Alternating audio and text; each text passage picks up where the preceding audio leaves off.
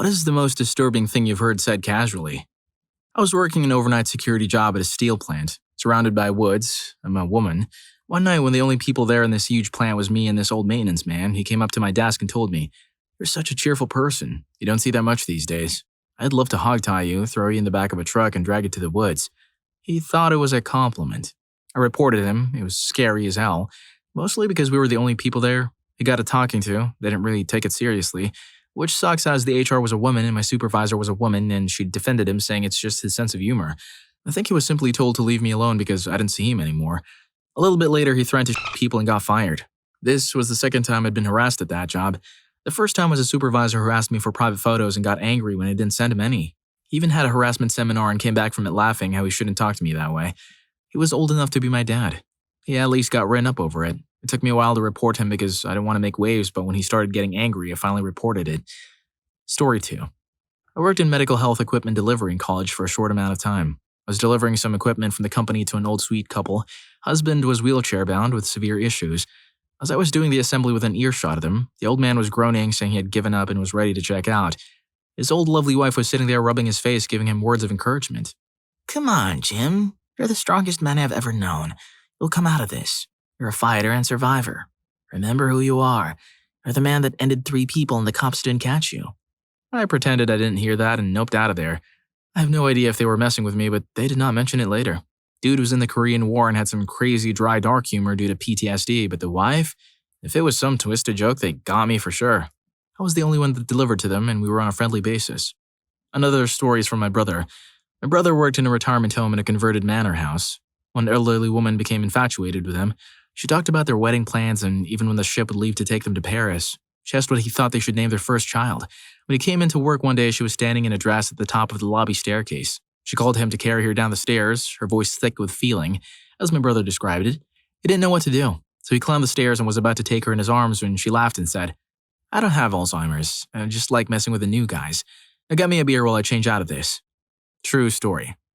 Old lady still has her funny bones, huh? Aside from the arthritis. Story 3. I was a camp counselor during the summers in high school and often had the youngest group of boys, usually 8 to 9 years old. While we were at the lake catching frogs and tadpoles and stuff, one kid picked up a bag with the group's frogs and spun it around and then slammed it into the ground very hard, killing the frogs. My co-counselor kind of yelled at him like, "Why would you do that? You killed them!"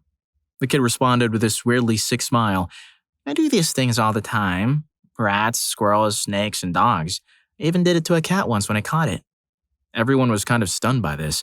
Even the other kids were creeped out and nobody seemed to respond for a long few seconds. My co-counselor and I were like, "Okay, that's enough lake for today." The kid was weird. He didn't have many friends and we thought he was bullied because he got picked on early on that summer.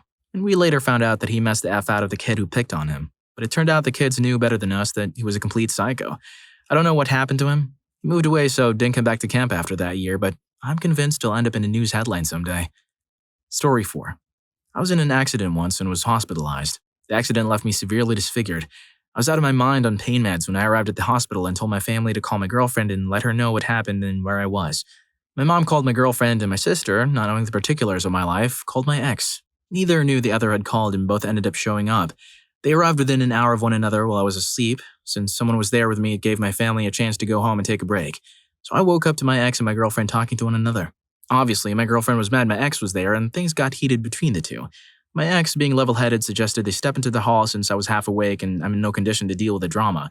As they're arguing in the hall, voices are being raised until finally a nurse comes in to rein the situation in. The nurse breaking them up made my girlfriend leave. She was leaving, she yelled, "You can have that bum. It's not like I want to be with some burnt-up scar dude anyway. He's all kinds of messed up." At this point, I was still bedridden and hadn't seen a mirror. I was aware my body was nowhere near okay, but had no idea what it actually looked like. Hearing that was such a gut punch and it really messed with my head at the time. Story 5. When I worked at Applebee's, a couple of other servers also worked as dancers at the local gentleman's club. I got pretty close with a woman named Sun. I was a young, attractive guy and she was in her 30s with kids. She would flirt heavily with me and propose other things in the walk-in. But I would always just say thanks, but that isn't actually my thing. And she would just shrug and say okay. All this to say she was very uninhibited and still flirty, but knew I wasn't interested in a relationship and was okay with that. A couple of months go by. One morning we're doing prep work for the day shift and just talking about our childhoods. While I was rambling on about growing up Mormon and leaving the church, eventually I shut up and she told me about her childhood. Her mom was a teenager who got knocked up by a roughneck. They all lived together with her mom's parents, who were all by account decent, loving people. Her mom and dad were into illegal substances, and her mom passed away in a DUI accident when she was 5. She stayed with her dad in the area until she was about 9, and her maternal grandparents died of old age stuff. Her dad took the money from the inheritance and bought a house in the woods where he used her as his personal slave for the next 8 years. At 16 to 17, her father died of complications from alcoholism, and she was left totally destitute and essentially uneducated since her dad never registered her in school.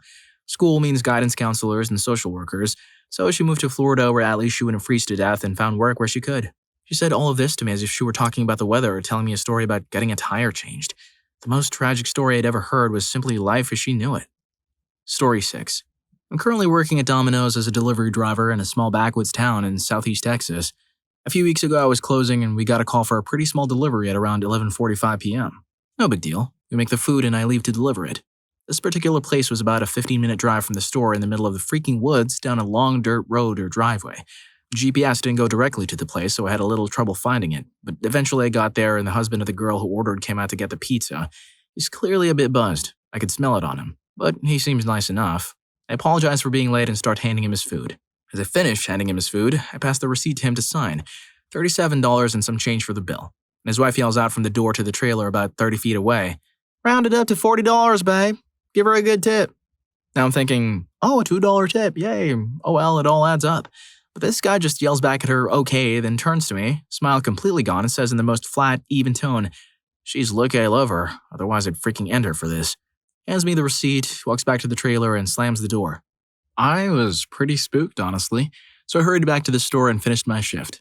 It wasn't until I was counting out for the night with my manager that I realized he misunderstood his wife and gave me a $40 tip. Still creeped me out with his tone and how quickly his mood shifted, but seemed a bit more understandable. Lol.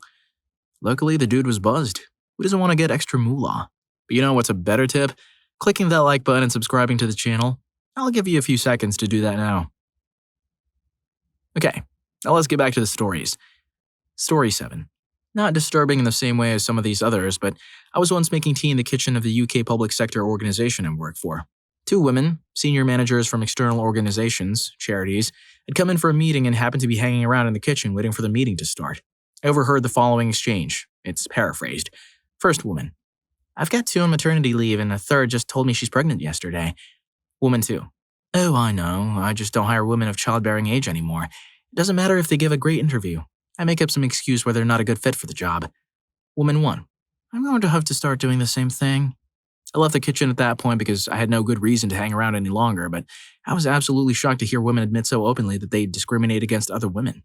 They would both have been perfectly aware that such discrimination is illegal in the UK. I wished in hindsight I'd told someone from my organization what I'd heard so they could maybe rethink their working relationship with these charities, but at the time I thought, nobody will care and they'll just deny saying that. Because I'm nobody important, just a frontline grunt. The worst thing of all is that one of them was from a domestic abuse charity. An organization that's supposed to help women has that kind of attitude? That was over a decade ago, mind. Maybe things have improved. Yeah, right. Story 8. When I was in high school, a girl backed into my best friend's car. She refused to give insurance information. My friend said something like, "Could you just stop complaining for 1 second?" Girl got pissed and threatened to have her boyfriend, a known bully, beat him up. A few days later, my friend showed up to physics class with his hands badly injured. The teacher told me to take him to the office. On the way there, I learned the girl's boyfriend, who threatened him the day before, had just walked by, picked him up, flung him into a locker, and his hand was caught by the metal lip. Later in the day, 2 girls in my Russian class started talking loudly about what happened.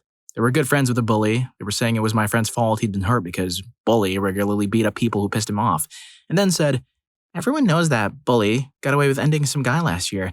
I sat there frozen while they gossiped about a really violent fight the previous summer in detail. When the cop showed up, he fake cried and swore it was an accident.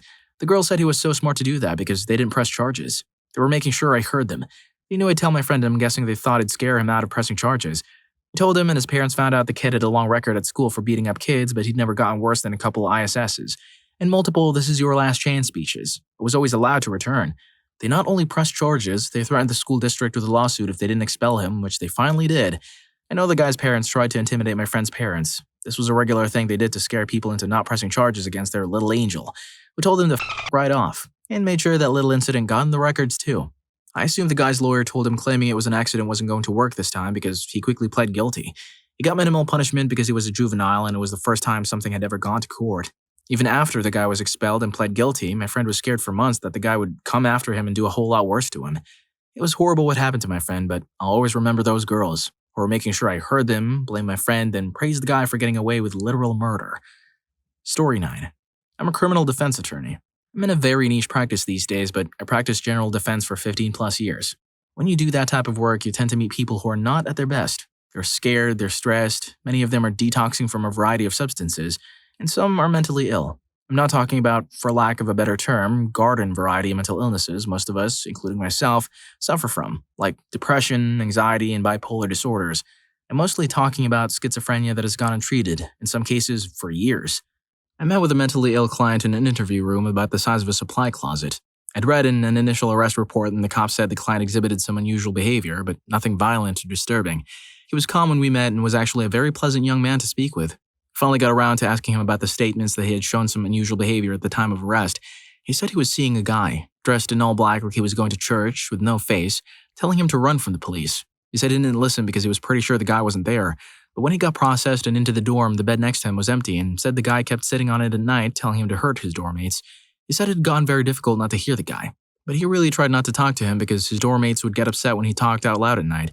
We talked a bit about his extensive medical history and the fact that the jail had him on an extremely low dose antipsychotic.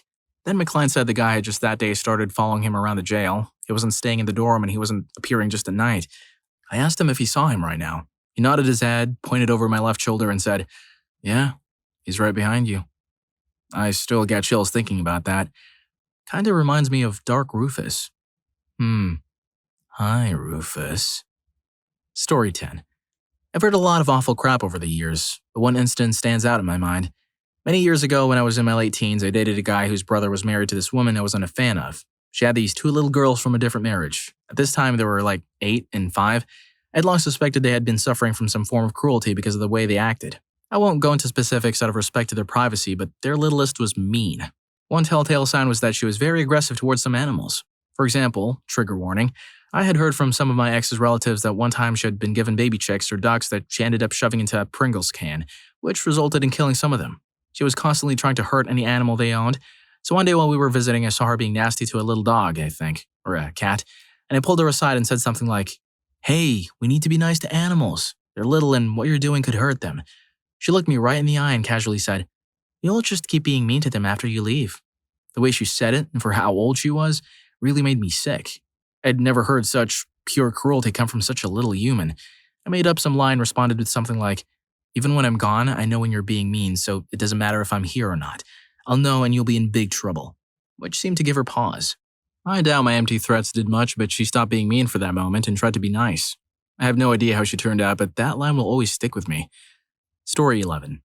This is a little different from other stories here, and I didn't hear it out loud. Also, it only became disturbing after the fact. Background is I went to school all 13 years, K-12, with mostly the same group of kids. Included within that group were two girls I'll call Brittany and Leah. They were friends for most of our lives, but got particularly close in high school. Both girls had always been rule breakers and kind of wild, big party types in high school, but Leah was more low-key, laid more low, whereas Brittany was very well known for the kinds of crazy, often illegal things she did. About a year after we graduated high school, Brittany started dating and apparently got engaged to a guy none of us knew. He was a little older, like 22, and she was almost 20. So nothing too crazy, but he was older than us and had gone to our school anyway. He was definitely from her group of party friends, though, which made some of us a little skeptical of him to begin with. He just didn't seem like a great influence, but we didn't know him, so people were reluctant to be too judgmental about it. These days, I would have looked up a friend's new BF I'd never met in Courtview for sure. But that wasn't as well known of a thing the time this happened. We were all young anyway, so we just didn't really know. I wasn't particularly close with Brittany, but one day I saw her posts with a new guy and went to her page to see who he was. They had lots of pictures together, and I eventually went to his page, where he had lots of pictures posted with her too. I noticed some comments on one of the pictures. It started with a joking comment from Lee asking where Brittany was, why wouldn't she answer her phone, etc. And the guy, I'll call him Jake, joking back saying that her phone was dead. He wasn't trying to take up all of Brittany's time, etc. Leah responds, "You have to share her, Jake. She was mine first," or something to the effect to which Jake replied, "I would never take her away from you." Remember that, because that's the disturbing part. A couple of months after that exchange on Instagram between Jake and Leah, Jake, who we found out had a lengthy record of underage drinking, doing substances, illegally possessing firearms, and discharging his firearm at his ex-girlfriend's car when she left him, The last one of which Brittany went to the court date with him. He got buzzed, got in an argument with Brittany, ended her with his gun. She was only 20. The first thing I thought of when I got the news after feeling heartbroken for family and close friends was that comment he had made to Leah. He had made it so innocuously too. Leah hadn't asked him to say it. She hadn't said, "Don't take her away from me." She'd said, "You have to share her." And he'd responded with, "I'll never take her away from you." And then he did. Fortunately, he finally got sentenced a couple of years ago and he's in prison for life now. Story 12. I was a deputy sheriff back in the Jurassic era. An injury put me on desk duty for 2 weeks. I sat in dispatch and answered the phones on the graveyard tour. About 10 days into my limited duty, I'm about to go stir crazy from boredom. Then the phone rings. I identified myself and asked what was the nature of the caller's emergency.